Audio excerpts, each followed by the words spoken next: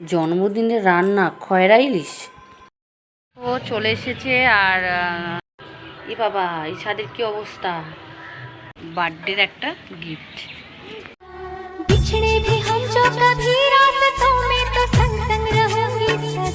বন্ধুরা, আশা করি তোমরা সবাই ভালো আছো, আর তোমাদের ভালোবাসাতে আমি অনেক অনেক ভালো আছি। আর দেখতেই পাচ্ছ বৃষ্টি পড়েই যাচ্ছে, আর ছেলের পরীক্ষা চলছে, যার জন্য এখানে দাঁড়িয়ে আছি। গাড়িওয়ালা কাকু এখনও আসেনি, আর কতক্ষণ দাঁড়াবো জানি না।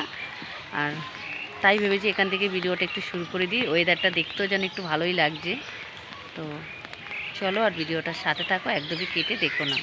ছেলে গাড়িতে তুলে দিলাম, স্কুলের গাড়িতে। এখন যাচ্ছি বাড়ির দিকে, আর বৃষ্টি তো পড়েই যাচ্ছে।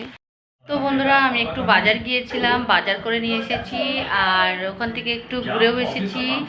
আর ছেলে এখন একটু সিরিয়াল দেখছে, আর আমি যাব এখন রান্না করতে। আর তোমাদের রান্নাঘরে নিয়ে যাচ্ছি। চলো, আমার রান্নাঘরের কি অবস্থা হয়ে আছে সেটাই তোমাদের দেখাবো। চলে আসলাম রান্নাঘরে। দেখো, এই যে মাছ, খয়রা ইলিশ, আর এই যে সবজি বাজার থেকে এনেছি। এই যে বাজার থেকে এনেছি। এবার এই করে খেয়েছি, আর এখন ওই কাজ করবো। চলো, তারপর আসছি। তোমাদের তো দেখিয়ে দিলাম রান্নাঘরের কি অবস্থা হয়ে আছে। চলো তাড়াতাড়ি করে কাজ করে নিই। আর এখন বাজি 11টা মনে হয় বেজে গেছে। তো এখন রান্না করতে হবে।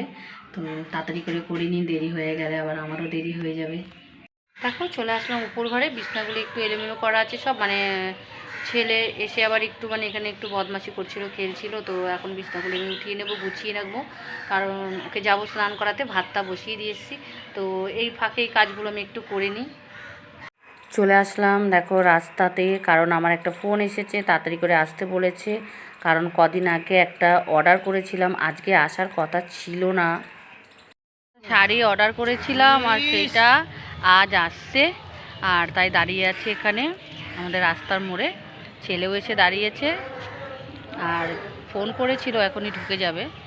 ও চলে এসেছে, আর দাদাটাকে আর ভিডিওতে আনলাম না। তো চলো এখন ঘরের দিক যাওয়া যাক। হলো আমার বার্থডের একটা গিফট। তো বন্ধুরা, চলে আসলাম এখন স্নান করার পরে, আর এখন এসেছি গাছের ফুল তুলতে। পুজো দিতে হবে তার জন্য। তো কিছু ফুল ওখান দিয়ে তুলে নিয়েছে, আর নীলকণ্ঠ ফুলগুলি তুলবো। তো চলো তোমাদের সেটা দেখিয়ে। ভেতরে অনেকগুলো ফুল হয়েছে, যেহেতু এখন আমার এই যে দেখে দেখে তুলতে হবে। আজকে একটু নীলকণ্ঠ ফুল, ব্লুটাও ফুটেছে, কিন্তু দেখতে পাচ্ছি না কোথায় ফুটেছে। তো আমি কাচের ফুল তুলে তারপর আসছি। ঝোপে ঝোপে ফুটেছে তো দেখতে পাচ্ছি না। বন্ধুরা, চলে আসলাম এখন দুপুরবেলা। এখন স্নান করা হয়ে গেছে, আর এদিকে দেখো আমার ছেলেকে শুতে বলেছি, আর কীরকম বদমাশি করছে। আর কি করা যাবে বলো, বদমাশি করলেও দুপুরবেলা যাবে কোথায়, বৃষ্টি বর্ষার দিন। আর আমার গোপালকেও খেতে দিয়ে দিয়েছি। গোপালও বসে আছে এখানে। গোপাল দেখো কেমন বদমাশি করছে, এ মানা যায়? কি করেছে, বিছনার অবস্থা দেখো, তোমরা দেখো ওর বদমাশি, দেখো কি করছে, দেখো দেখো দেখো। আমি একটু রেডি হয়ে গেলাম, একটু বেরোবো, মনীষাদের বাড়িতে যাব, একটু দরকার আছে। ছেলে আর আমি দুজনে মিলেই যাব। আমি এখন মনীষাদের বাড়ি চলে এসেছি, গল্প হয়ে গেছে, আর আমি এখন বাড়ি যাব। আর মনীষা আবার আসবে। হ্যাঁ, টাটা। আবার আসবে। এই যে আমার ছেলে দেখো লেবুটা নিয়ে খেলছে। এখন যাই বাড়িতে, রাতও হয়ে গেল, 9টা বেজে গেছে। চলে আসলাম, আর দেখো আমার ছেলে এসে যে টিভি নিয়ে এখন বসে পড়লো, আর আমি যাব এখন রুটি করতে।